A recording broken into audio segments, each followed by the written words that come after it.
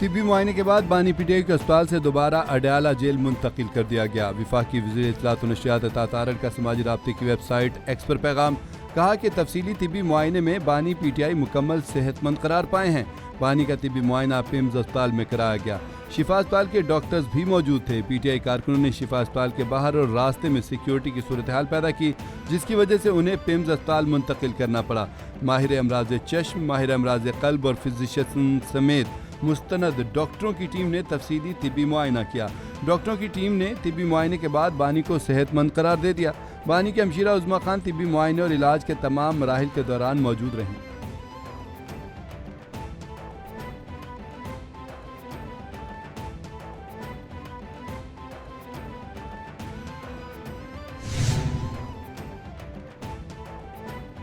بانی پی ٹی آئی کے اسپتال منتقلی کا معاملہ۔ بانی پی ٹی آئی کو سخت سیکیورٹی کے حصار میں رات گئے اڈیالہ جیل سے پیمز اسپتال منتقل کیا گیا تھا۔ بانی پی ٹی آئی کا مستند ڈاکٹروں کی ٹیم نے تفصیلی معائنہ کیا۔ بانی کی بہن اور ذاتی معالج بھی ہمراہ تھے۔ سپریم کورٹ نے بانی کو اسپتال منتقل کرنے کا حکم دیا تھا۔ سیکیورٹی خدشات کے پیش نظر بانی کو شفا کے بجائے پیمز اسپتال منتقل کیا گیا۔ پی ٹی آئی نے کارکنوں کو اسپتال نہ جانے کی ہدایات کی تھی۔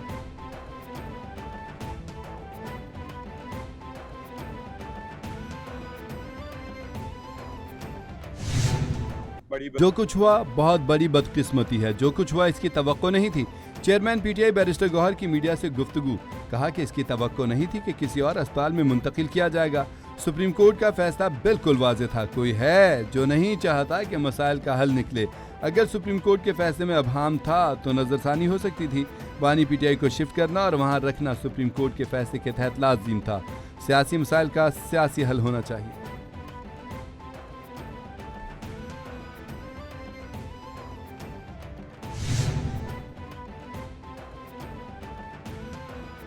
بانی پی ٹی آئی کے اسپتال منتقلی کا معاملہ، فیصلے کے خلاف درخواست دوبارہ دائر کر رہے ہیں۔ رانا ثناء اللہ کہتے ہیں کہ نظر ثانی کی درخواست کے بعد جو فیصلہ آئے گا اس پر عمل ہوگا۔ بانی پی ٹی آئی کو جو ریلیف دیا گیا وہ قانون کے مطابق نہیں۔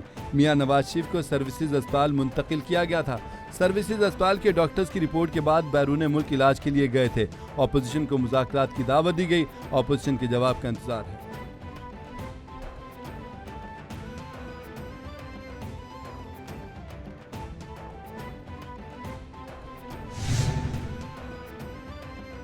فیلڈ مارشل سید عاصم منیر سے بلوچستان کے عمائدین اور سیاسی قیادت کی ملاقات۔ فیلڈ مارشل سید عاصم منیر کا کہنا تھا کہ بلوچستان کا اور پاکستان کا حال اور مستقبل ایک ہے اور ہمیشہ ایک رہے گا۔ بلوچستان باصلاحیت، ثابت قدم، محب وطن اور باوقار عوام کی سرزمین ہے۔ امن و استحکام سے بلوچستان میں سرمایہ کاری اور معاشی ترقی کے مواقع بڑھیں گے۔ بلوچستان کے نوجوانوں میں ٹیلنٹ اور مواقع کی کوئی کمی نہیں۔ فتنۃ الخارج اور فتنۃ الہندوستان بلوچستان کو غیر مستحکم کرنے کے لیے دشمن عناصر کے غیر ملکی سرپرستی یافتہ پراکسیز ہیں۔ دشمن کے عزائم کو قوم کے اجتماعی عزم اور ریاست کے فیصلہ کن رد عمل سے ناکام بنایا جائے گا۔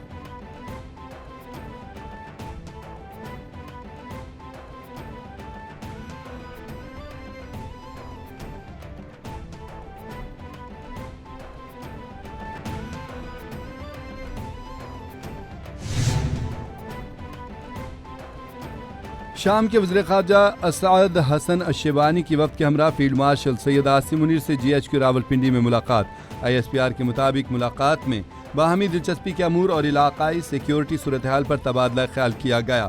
پاکستان اور شام کے درمیان دفاعی اور سیکیورٹی تعاون بڑھانے کے امکانات پر بھی گفتگو ہوئی۔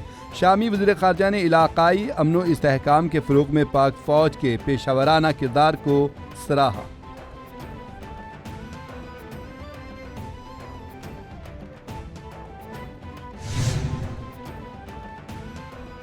وزیراعظم محمد شہباز شریف کی زیر صدارت گوگل ٹیم کے اعزاز میں استقبالیہ۔ پاکستان اور گوگل کے درمیان اہم مفاہمتی یادداشت پر دستخط۔ قومی ڈیجیٹل تبدیلی اور جدت کے فروغ کے لیے مفاہمتی یادداشت پر دستخط کیے گئے۔ مفاہمتی یادداشت کا مقصد پاکستان میں ڈیجیٹل مہارتوں، آئی ٹی برآمدات اور جدت کے فروغ کے لیے تعاون بڑھانا ہے۔ پاکستان میں ڈیجیٹل سکلز کے فروغ کے لیے گوگل کیریئر سرٹیفکیٹس پروگرام کو وسعت دینے پر بھی اتفاق ہوا۔ پاکستانی طلباء کو گوگل کے جدید مصنوعی ذہانت کے ٹول تک رسائی دی جائے گی۔ اے آئی سینٹر آف ایکسیلنس کے ذریعے پاکستانی نوجوانوں کو عالمی مارکیٹ کی ضرورت کے مطابق تربیت دی جائے گی۔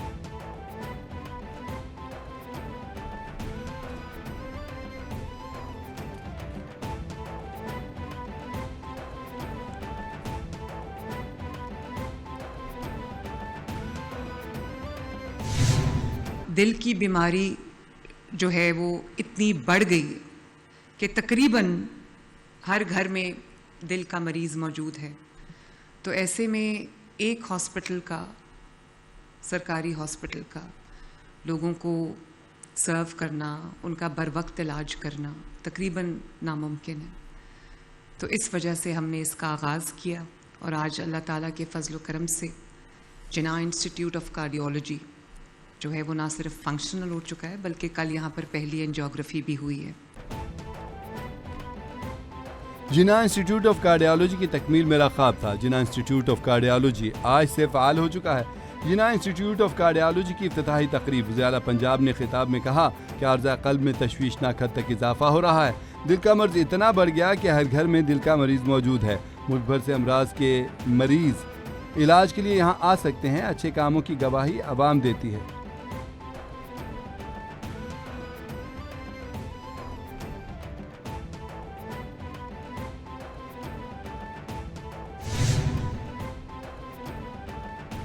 ایران کو جوہری ہتھیاروں سے روکنے کے لیے 100 مرتبہ جنگ کرنے کو تیار ہوں. امریکی صدر کی ایک دفعہ پھر ایران کو دھمکی. کہا کہ امریکی کارروائیوں سے ایرانی عسکری صلاحیتوں کو شدید نقصان پہنچا. ایران کی میزائل اور ڈرون بنانے کی صلاحیت بہت کم ہو چکی ہے. ایران اس وقت شدید معاشی مشکلات کا شکار ہے.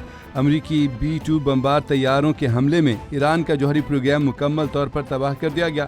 ایران جوہری ہتھیار بنانے کے بہت قریب تھا.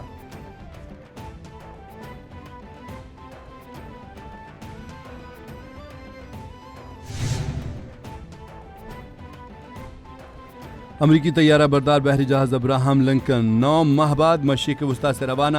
ابراہم لنکن کی جگہ جارج واشنگٹن نے مشرق وسطیٰ میں ذمہ داریاں سنبھال لیں. ابراہم لنکن نے 250 سے زائد دن مسلسل سمندر میں گزارے. 5000 اہلکاروں پر مشتمل عملے کو طویل تعیناتی کا سامنا رہا. عملے کی ذہنی صحت پر خدشات کا اظہار کیا گیا تھا.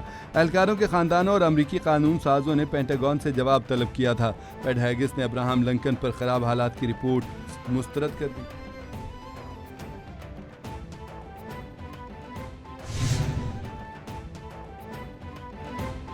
ایران کے ساتھ جنگ نئے مرحلے میں داخل ہو چکی. امریکی نائب صدر جے ڈی وینس کا بیان. کہا ایران پر معاشی دباؤ اب امریکہ کا مؤثر ترین ہتھیار ہے. امریکہ نے ایران کی فوجی اور جوہری صلاحیت کو نقصان پہنچایا. آبنہ ہرمز سے تیل و گیس کی ترسیل جاری رکھنے میں کامیاب رہے. ایران کی معیشت پر دباؤ بڑھا ہے. تہران فیصلہ کرے معیشت کا گلا گھٹتا دیکھنا ہے یا مغرب سے تعلقات بہتر کرنے ہیں. ایران جوہری ہتھیار کبھی حاصل نہیں کر سکتا.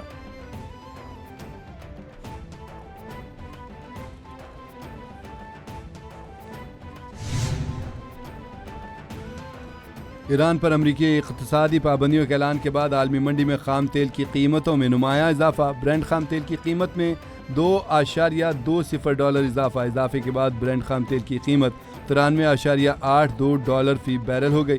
امریکی ویسٹ ٹیکساس انٹرمیڈیٹ خام تیل کی قیمت $2.33 اضافے سے $88.16 فی بیرل ہو گئی. عالمی منڈی میں خام تیل کی قیمتوں میں مسلسل 5ویں سیشن میں اضافہ ریکارڈ کیا گیا.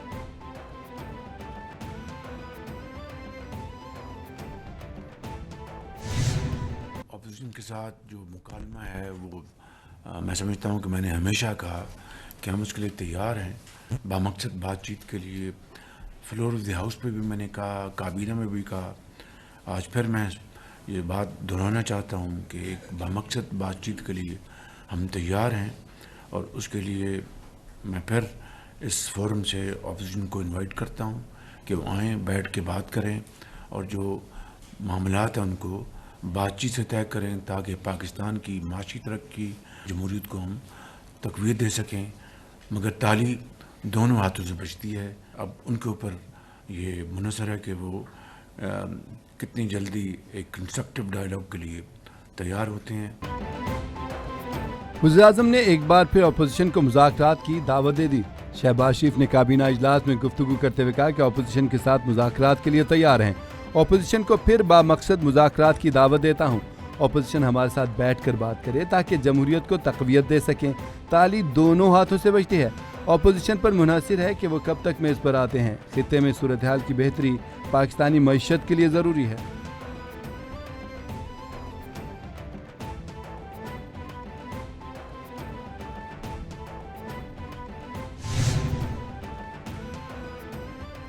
مولانا فضل الرحمان اور اپوزیشن کا ایک ساتھ چلنے کا فیصلہ. مولانا فضل الرحمان کی اپوزیشن لیڈر قومی اسمبلی اور سینیٹ سے ملاقات کے بعد متحدہ اپوزیشن بنانے پر اتفاق کر لیا گیا. رہنماؤں کا بانی چیئرمین پی ٹی آئی کی صحت کے حوالے سے شدید تشویش کا اظہار. کہا سابق وزیر اعظم کی صحت کے معاملے پر کسی قسم کی سیاست نہیں ہونی چاہیے. انسانی اور طبی بنیادوں پر انہیں فوری اور مناسب علاج کی سہولت فراہم کی جائے. ملاقات میں اپوزیشن کے ساتھ حکومت کے رویے اور طرز عمل پر بھی تشویش کا اظہار. مولانا فضل الرحمان نے گفتگو میں کہا کہ متحدہ اپوزیشن بنانے کا فیصلہ کیا ہے. ایک نشست ہوئی ہے, مزید مشاورت بھی ہوگی, مل کر ایک حکمت عملی طے کریں گے.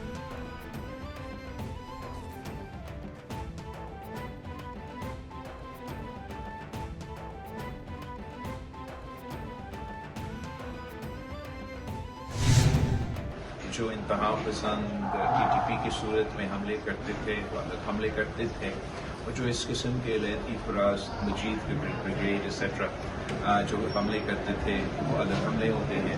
جو نیا ڈیولپمنٹ پچھلے چند سالوں میں ہوا ہے یا کابل کے فال کے بعد ہوا ہے وہ یہ ہوا ہے کہ یہ اب تنظیمیں آپس میں کوآرڈینیٹ اور کوآپریٹ کرتی ہیں اور ان کا جو بیس ہوتا ہے وہ ملک کے پار ہوتا ہے, وہ افغانستان میں ہوتے ہیں. ان کے جو سہولتکار ہوتے ہیں وہ بین ہمارے ہمسائے ملک ہوتے ہیں یا دوسرے ایسے ہوتے ہیں. میں ان کا ذکر کر رہا ہوں. میری پریس کانفرنس میں کچھ الفاظ کا چناؤ درست نہیں تھا. چیئرمین پیپلز پارٹی بلاول بھٹو زرداری کی میڈیا سے گفتگو. کہا پریس کانفرنس کے دوران الفاظ کے چناؤ میں غلطی ہوئی. قوم پرستوں کے حوالے سے میرا بیان دراصل علیحدگی پسند قوتوں کے حوالے سے تھا. جو علیحدگی پسند دہشت گردی میں ملوث ہیں ان کے سہولتکار ہمارے پڑوسی ملک میں ہیں.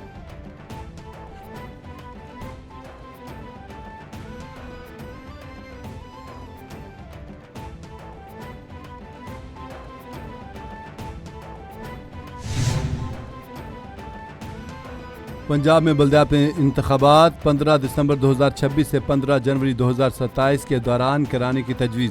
الیکشن کمیشن نے بلدیاتی انتخابات سے متعلق پنجاب حکومت کی تجویز سے اصولی اتفاق کر لیا. اعلامیے کے مطابق پنجاب حکومت مرحلہ وار بلدیاتی انتخابات کرانا چاہتی ہے.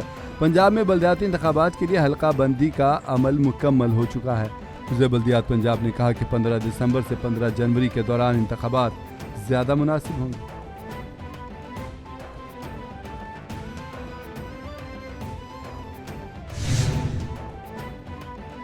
سندھ کے سینئر وزیر شرجیل انعام میمن کا پنجاب میں بارشوں کے بعد کی صورتحال پر اظہار افسوس. جاری بیان میں کہا کہ ہر متاثرہ انسان توجہ, ہمدردی اور تعاون کا حقدار ہے. یہ ایک مشکل اور انتہائی افسوسناک صورتحال ہے. راولپنڈی میں ہونے والی تباہ کن بارشوں سے متاثرہ تمام افراد کے لیے ہماری دعائیں ہیں. وزیر اطلاعات پنجاب نے جوابی وار کرتے ہوئے کہا کہ پنجاب کے کسی شہر میں بارش ہوتی ہے تو چند گھنٹوں میں پانی کلیئر ہوتا ہے. سندھ میں جب زیادہ بارش ہوتی ہے تو زیادہ پانی کئی دن تک کھڑا رہتا ہے. میڈیا کو نظر آتا ہے کہ کون سی حکومت بارش میں متحرک ہوتی, کون سی حکومت بارش کے پانی کو دیکھ کر غائب ہوتی ہے. میڈیا کو کوسنے کے بجائے آپ اپنے کام پر دھیان دیں.